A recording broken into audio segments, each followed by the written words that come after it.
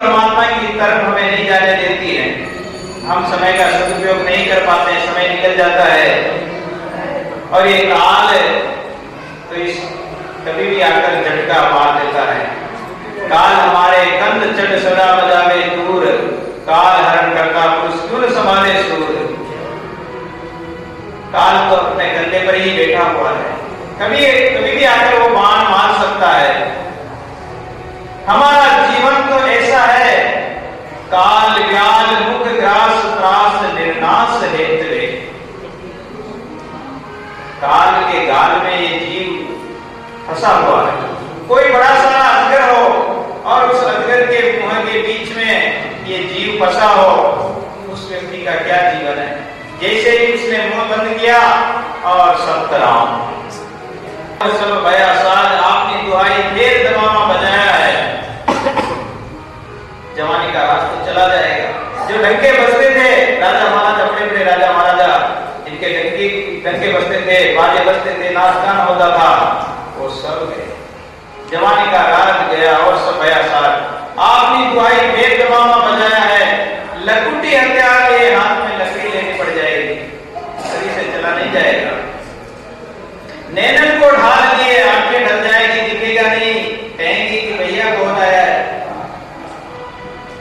श्वेत बाल भय का कम सा तनाया बाल जो सफेद हो जाएंगे तो जैसे कोई सामियाना तान लगा हो।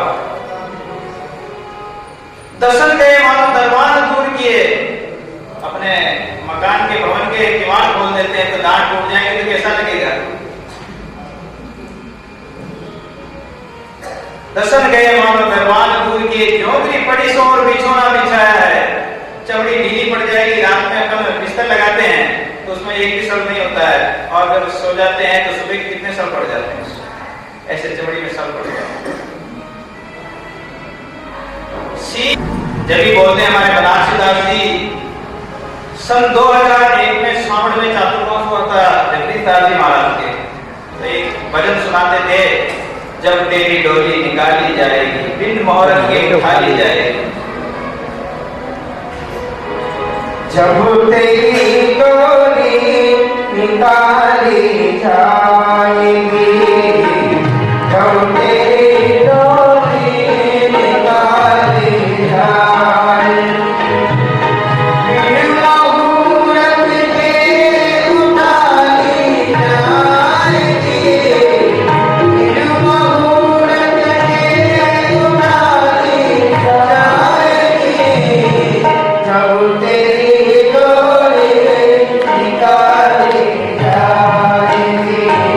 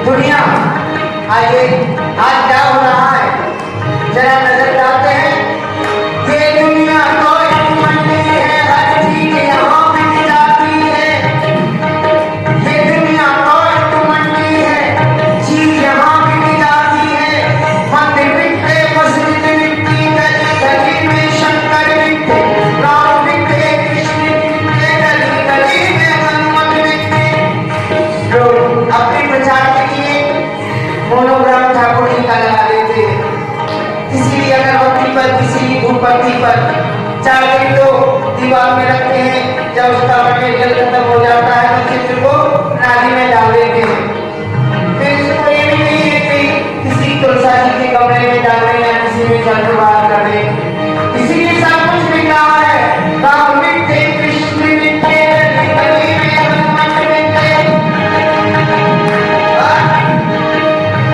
क्या लगता है, क्या सुनिए।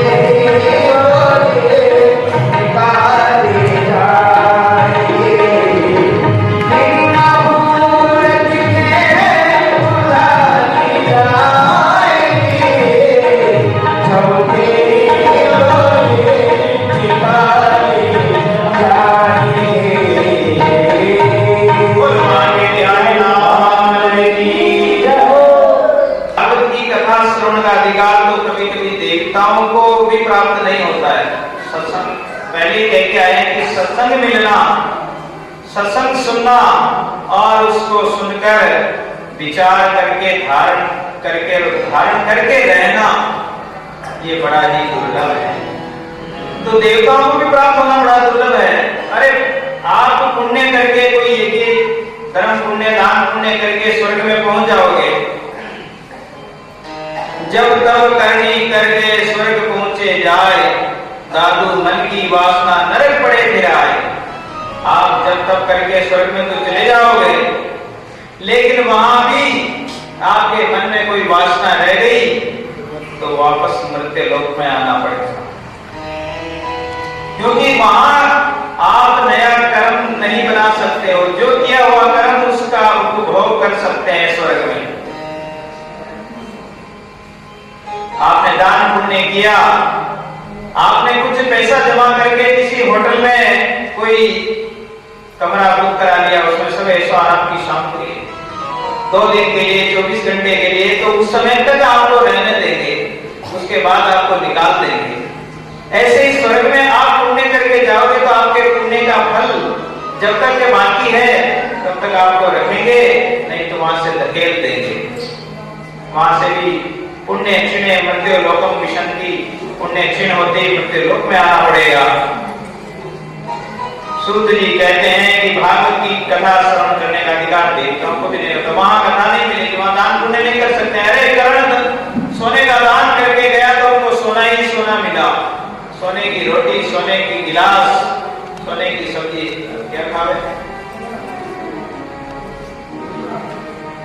उसने कहा कि मुझे वापस दे दो, मैं अब अन्नदान करूंगा और कुछ दान करूंगा। तो जो दान करोगे दिए का गुण तेले दिया मोटी बात, दिया जग में चांदना दिया चाले साथ। जिन्होंने परमात्मा के हित धर्म के हित जो कुछ दिया उसी के लिए परमात्मा आता है। परमात्मा उसी को 1000 गुना करके करोड़ गुना करके देता है। ये अमृत रूपी कलश है, ये भागवत। एवं विनिमय जाते सुधा राजा प्रवीयताम प्रभाषाम वयं सर्वे श्रीमद्भागवतामृतम्।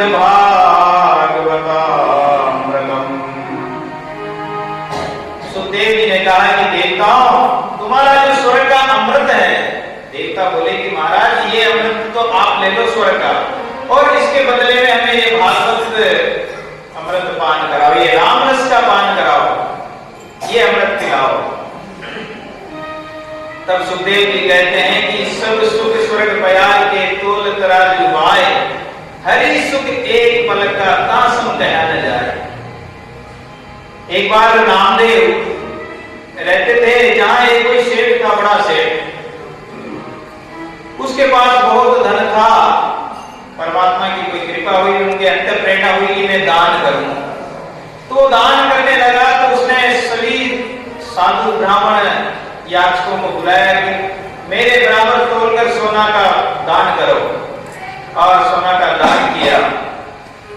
साधु ब्राह्मण याचक लोग लेने आए, सबको दिया गया, लेकिन नामदेव नहीं आए। जब नामदेव जी नहीं आए तो सेठ बोला कि महाराज आप भी कुछ लीजिए। नामदेव ने कहा कि मेरे पास तो आनंद है, भगवान की कृपा, मुझे कुछ नहीं चाहिए। लेकिन सेठ आग्रह करने लगा कि कुछ तो लीजिए महाराज। नामदेव बोले कि आप क्या कह सकते हैं कि महाराज मेरे पास सोना है, बहुत कुछ सामग्री है, आप जो चाहें ले सकते हैं महाराज। नामदेव जी ने कहा कि जो सामग्री तू कहां से लाया? रुपया क्या तुमने बनाया? क्या ये जल वायु इत्यादि आपने बनाया? ये मकान मंदिर ईंट पत्थर, जो ईंट बनी, चाहे पत्थर आया है, चाहे चूना बना, सीमेंट बनी, कुछ भी आया है, तो क्या आपने बनाया है? क्या पृथ्वी तो आपने नहीं बनाई। ये तो कह सकते हैं कि ईंट हमने बनाई, लेकिन मिट्टी तो आपने नहीं बनाई, जल तो आपने नहीं बनाया। तो आपका क्या है? आपका शरीर दादू एक अपना नाई, तो कैसे गया संसार? ये शरीर ही अपना नाई। एक बाल उखाड़ कर अपन दूसरा बाल नहीं लगा सकते, वैसा का वैसा तो नहीं लगा सकते। एक पेड़ का पत्ता, एक टहनी से पत्ता तोड़कर वापस नहीं जोड़ सकते हैं, तो क्या कर सकता है ऐसे? तो महाराज सोना लीजिए। नामदेव जी कहते हैं कि अगर तू देना ही चाहता है, इतना आग्रह करता, तो मैं एक तुलसी के पत्ते पे, तुलसी महारानी का एक पत्ता लिया, उसमें आधा रा लिख दिया, राम भी पूरा नहीं लिखा, राम, और कहा कि भाई तू देना ही चाहता तो इसके बराबर दे दे। सेठ ने तुला लगाया और कहा कि महाराज क्यों हंसी करते हो? ये तुलसी का पत्ता है कि इसके बराबर क्या सोना बोलेगा? कि आपको देना है तो इसके बराबर दे दीजिए। एक पलड़े पर तुलसी का पत्ता रा लिखा हुआ रख दिया और सोना चढ़ाने लगा, तो जो भारी वस्तु होती है वो नीचे बैठ जाती है। वो रा का जो पलड़ा था वो नीचे बैठ गया और उस पर सोना रखता है, लेकिन नहीं बराबर होता ही नहीं, वो पलड़ा ऊपर ही रहता, जितना सोना रखा फिर भी ऊपर ही। नामदेव बोले कि जो तुमने तीर्थ वर्त किए हो, कोई दान पुण्य किया हो, वो भी चढ़ा दो, कोई जब तक किया वो भी चढ़ा दो। तो पलड़ा जब चढ़ाया तो थोड़ा सा हिला, लेकिन वो नीचे नहीं आया। नामदेव को सेठ बोले कि अरे महाराज इतना ही ले लीजिए। इतना क्यों लूंगा? मैं तो लूंगा तो पूरा ही लूंगा, इसके बराबर तो। आखिर सेठ लज्जित हो गया और बोला कि महाराज मैं आपको क्या दे सकता हूं? संतों को हम क्या दे सकते हैं? अरे संतों को तो जे तन मन सौंपे आराम को, सो सिर बया स्नान, दादू दे गुण गया जिसके हाथ। संतों को तो अपन क्या भेंट कर सकेंगे? संत तो सबको देने वाले, परमात्मा तो सबको देने वाले हैं। सेठ लज्जित होकर कहता है कि महाराज हमारे पास और कुछ नहीं, इतना ही ले लीजिए। नामदेव ने कहा कि जब हमारे राग के बराबर तुम्हारा इतना जब तब इतना सोना दान पुण्य नहीं हुआ, तो हमारा राग बड़ा हुआ, तेरा सोना चांदी बड़ा हुआ, हम राम नाम को क्यों छोड़ेंगे भाई? उन्होंने राम नाम को ही बढ़ा, राम नाम ही बढ़ाया। तो सुखदेव जी कहते हैं कि तुम्हारा जो स्वर्ग का अमृत है वो एक कल्प तक अमर कर सकता है। एक कल्प, ब्रह्मा जी का एक दिन, उस तक तो अमर रह सकते हो अगर वो अमर कर दे तो। बाकी बाद में उनको भी मरना पड़ेगा। लेकिन ये राम नाम रूपी अमृत तो ऐसा है, अमृत रूपी आग है, और उसमें विष जाल राखनहारा राम है, जादू दूजा का रक्षा करने वाला तो, और जन्म मरण से बचाने वाला तो, आवागमन से छुटकारा दिलाने वाला तो राम नाम रूपी अमृत ही है, जो आवागमन से मुक्ति दिला सकता है। ये श्रीमद् भागवत महापुराण ही है जो मुक्ति दिला सकता है जन्म मरण के चक्कर से। वृंदावन से आए भाग्य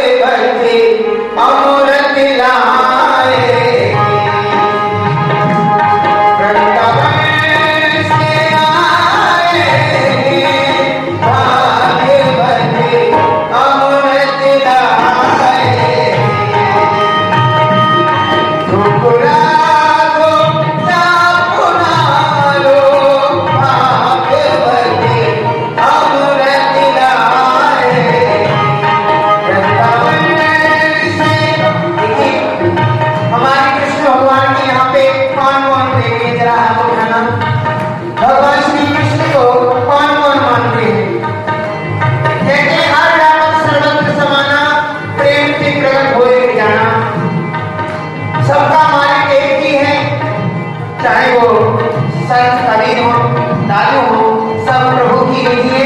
तो भगवान की प्रेमी कौन होने जरा आप बताइए। आपको हाथ बताइए, जिसको ठाकुर जी ने हाथ दिए मेरे बाकी में आएंगे, जिसको टेढ़े से दिए वो टेढ़े उठाइए और जिसको सीधे दिए वो सीधे उठाओ। और दोनों हाथों से भगवान के नाम में आपको ताली लगानी है। किस तरह से कहना है,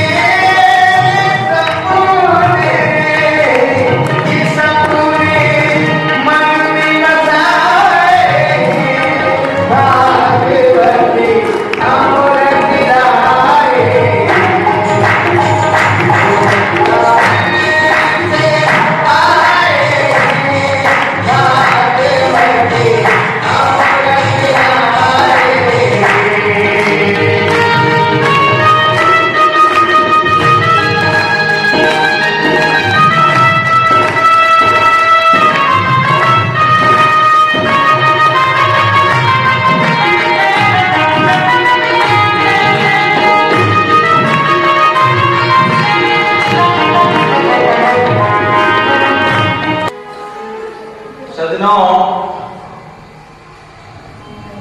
जो श्रीमद् भागवत महापुराण अमृतमय रस रूप है, साक्षात श्री कृष्ण भगवान का स्वरूप, इसके श्रवण करने से जीवन धन्य हो जाता है। नारद जी महाराज ने इनका जन जन में प्रचार किया,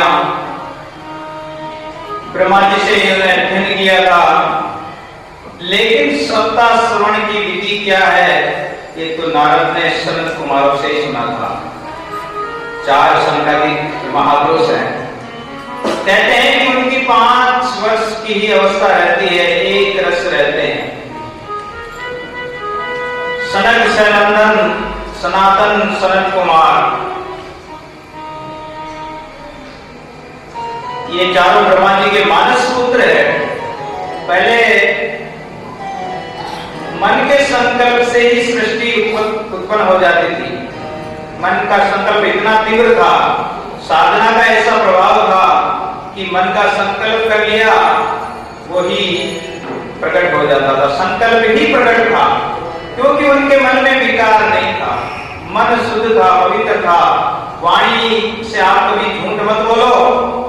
अगर किसी समय में अचानक आपके मुंह से कोई झूठ भी निकल गया तो वो भी सत्य हो जाएगा। झूठ बोलने से वाणी नापाक हो जाती है, पवित्र हो जाती है। मन में विकार होने से मन भी अपवित्र हो जाता है। मन का संकल्प कभी पूरा नहीं होता है।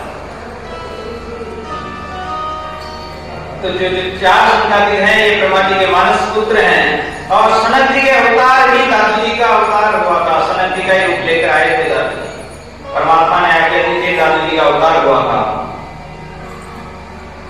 ऐसे ही सोनकादि ऋषि बोले कि हमने सुना है कि सनत कुमार तो ज्यादा घूमते नहीं हैं और नारद जी एक जगह ठहरते नहीं हैं। फिर उन दोनों का ऐसा कि नारद जी इतने दिन 7 दिन रुककर और सप्ताह श्रवण कर ली और संत कुमार उनको सप्ताह सुना दे। ये हमारे मन में संशय है।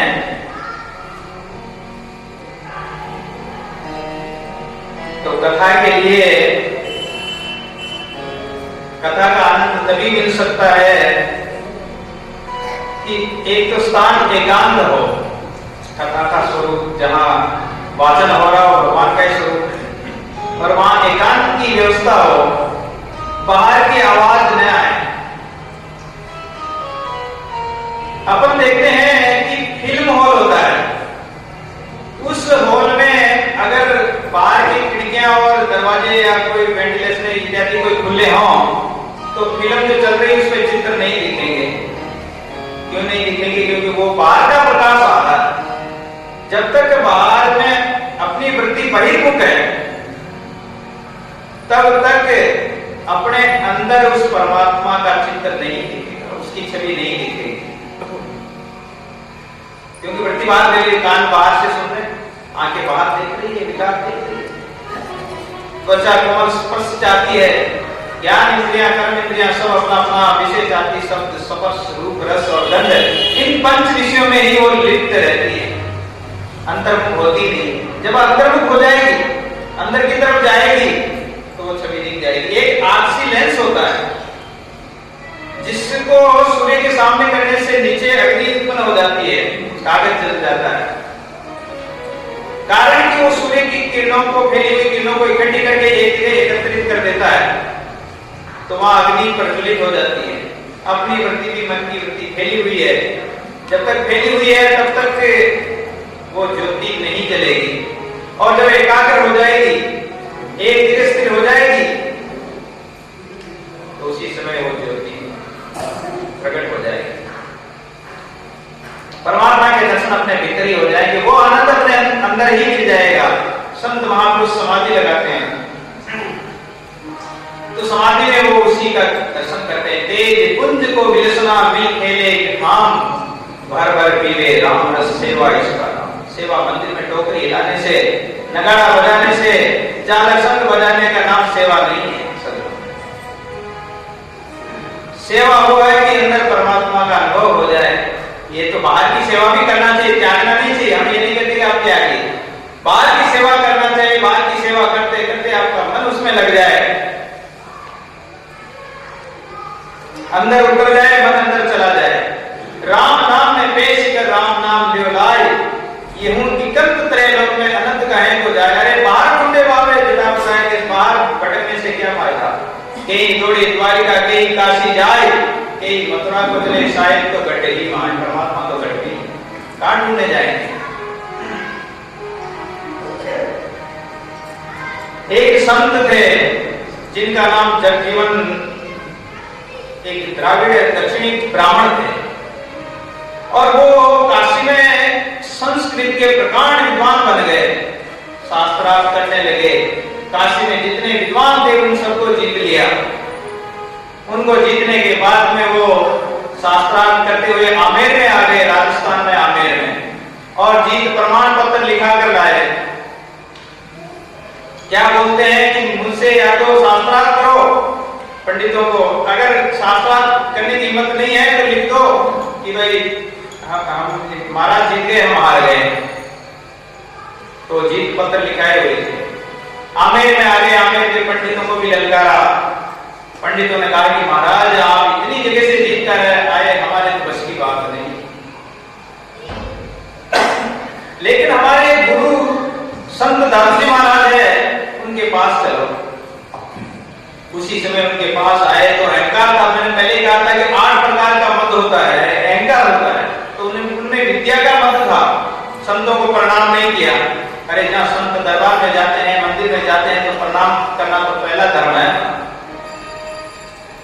परिक्रमा करने से पाप कटते हैं, प्रदक्षिणा करने से पाप कटते हैं, प्रणाम करने से अनेक विघ्नों का नाश हो जाता है। उन्होंने प्रणाम नहीं किया। दादूजी महाराज ने देखा कि इनको अहंकार है।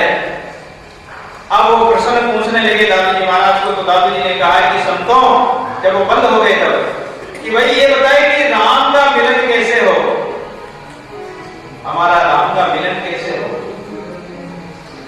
तब वो जो पुस्तकें बेल पर लाद कर और चलते थे, जिन पंडितों को जीत रखा था उनको भी साथ में लेकर चलते थे।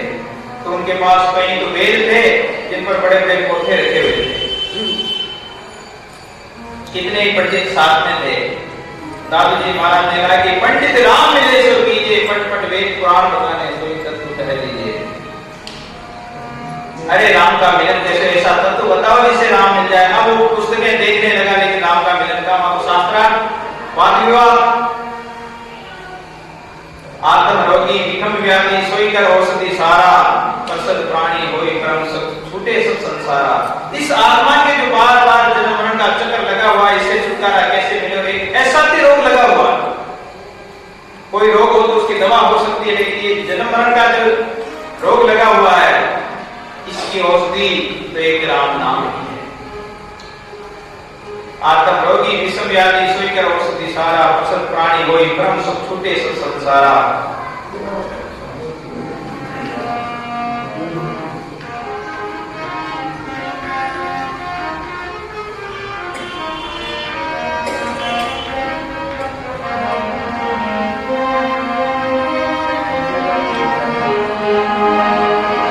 राम मिले सो कीजे पंडित, राम मिले सो कीजे, राम मिले सो कीजे पंडित, राम मिले सो कीजे, राम मिले सो कीजे पंडित, राम मिले सो कीजे, राम मिले सो कीजे पंडित, राम मिले सो कीजे।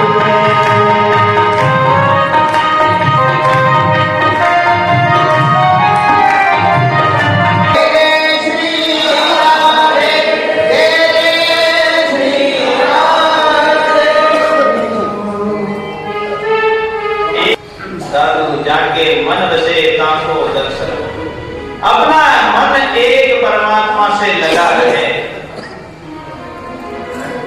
व्यर्थ के वाद विवाद छोड़कर और एक परमात्मा में लगा रहे। एकांत अपना हृदय स्थान है। बाहर आप चाहे पहाड़ों में चले जाए, ना घर भला न मन भला, जान नहीं निज नाम, दादू उन मने मन रहे भला तो सोई। अरे न तो घर भला है ना मन भला है। घर में रहोगे और वहां अगर राजा जनक की तरह रहो, वो राजा जनक राजमहलों में रहते हुए भी उनका मन संसार में नहीं, दास दासियां होकर रानियां होते हुए भी उनका मन संसार में नहीं था। और विश्वामित्र जंगल में भी चले गए, लेकिन अप्सरा के चक्कर में तो आई गए, वहां तो संसार बसा ही दिया। तो घर भी भला नहीं तो मन भी भला नहीं, लेकिन जहां भी रहो अपना मन परमात्मा में लगा रहे, ये सबसे बड़ी बात है। दूसरी बात, भागवत का गान सुंदर शब्दों में भागवत महापुराण के शब्दों को, श्लोकों को हमारे संत महापुरुष और बड़े बड़े विद्वान पंडित को गाते हैं, बहुत मधुर स्वर में, बड़ा सुंदर लगता है। तीसरी बात, भागवत का ज्ञान उसको प्रेम को ध्यान लगाकर सुनना चाहिए। अपना मन तो कहीं और जा रहा है और अपने यहाँ बैठे हैं, तो वो कोई फायदे वाली बात नहीं। संत पिपाजी महाराज थे, एक बार एक टोडा रायसिंह का राजा सूर्य सेनमल, ये राजस्थान में है, वो उनका शिष्य बन गया पिपाजी का। पिपाजी महाराज के प्रति उनका एक बार मन में अश्रद्धा हो गई गुरु के प्रति, और वह राजा भगवान का भजन कर रहा था, भजन में बैठा हुआ था, लेकिन उसका मन संसार में एक अपने घोड़े की जो जीन बनाते हैं, घोड़े की जीन बांधते हैं चमड़े की, तो बार बार टूट जाती है। तो बैठे तो भजन में, लेकिन उनका मन कहा जा रहा है कि मेरे घोड़े की जीन बार बार टूट जाती है, तो इस जीन को मैं मोची के पास जाकर मैं स्वयं मजबूत बनाऊंगा, इतने में गुरुजी आ गए और द्वारपाल को कहा, जाओ तुम्हारे राजा को कहो तुम्हारे उनके गुरु आए हैं। तो मन में श्रद्धा थी और राजा ने कह दिया कि हम तो भगवान का भजन कर रहे हैं, हमें भी मिलने का समय नहीं है। पिपाजी महाराज ने कहा कि उनको जाकर कहो कि यदि भगवान का भजन कर रहा होता तो कोई बात नहीं, लेकिन मन तो मोची के घर जा रहा है। उसी समय उसने सुना तो दौड़कर चरणों में गिर गया कि गुरुदेव मुझसे अपराध हो गया, मैंने आपको पहचाना नहीं, आप तो हमारे मन की ही बात जान जाते हैं। तो उसको ध्यानपूर्वक सुने, अपना ध्यान परमात्मा में लगा रहे। ये नहीं कि कर में तो माला फिरे, जीव फिरे, मुकमाए, मनवा तो चमुंदी सी फिरे, ये तो सुमिरन ना है, ये सुमिरन नहीं हो सकता है। चौथी बात है भागवत का ध्यान, एकाग्र होकर मन को एकाग्र करके और सुने। पांचवी बात है अपने कान